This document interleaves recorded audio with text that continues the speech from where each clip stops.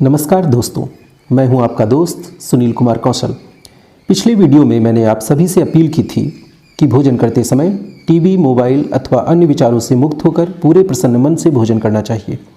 उस वीडियो पर मेरे कई दोस्तों और मित्रों ने अपनी प्रतिक्रिया में यह जानना चाहा कि क्या इसका कोई वैज्ञानिक आधार भी है।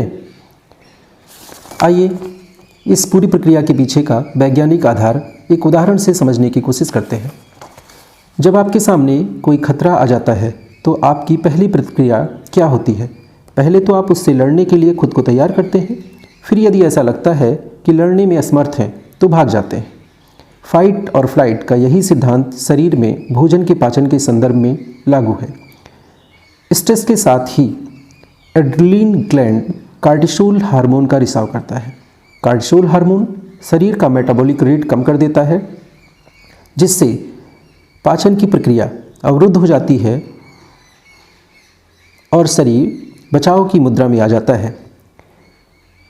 ऐसा होने पर शरीर में फैट अर्थात वसा का पाचन होने की जगह जमाव शुरू हो जाता है। कार्टिसोल महामारी सूखे में हमारे लिए सुरक्षा कवच का कार्य करता है, किंतु सामान्य परिस्थितियों में यही हमारे मोटापे, डायबिटीज़ आदि का कारण भी बन जाता है।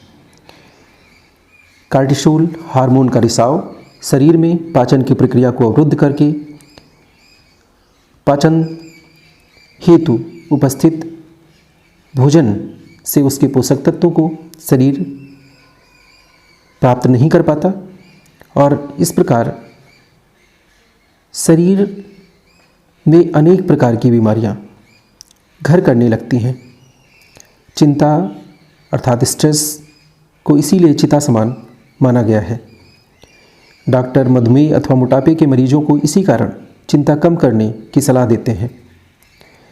आप समझ सकते हैं कि आपके जीवन में स्ट्रेस कितना खतरनाक है और स्ट्रेस ऐसे समय में जबकि आप भोजन तत्व ग्रहण कर रहे हों, किसी भी कारण से, चाहे वो टीवी हो, चाहे वो मोबाइल फ़ोन हो, चाहे वो आपके विचारों का द्वंद्व हो या कोई अन्य कारण हो, यदि पैदा होता है तो आप समझ सकते हैं कि ऐसे में आप भोजन नहीं कर रहे होते, भोजन आपको खा रहा होता है।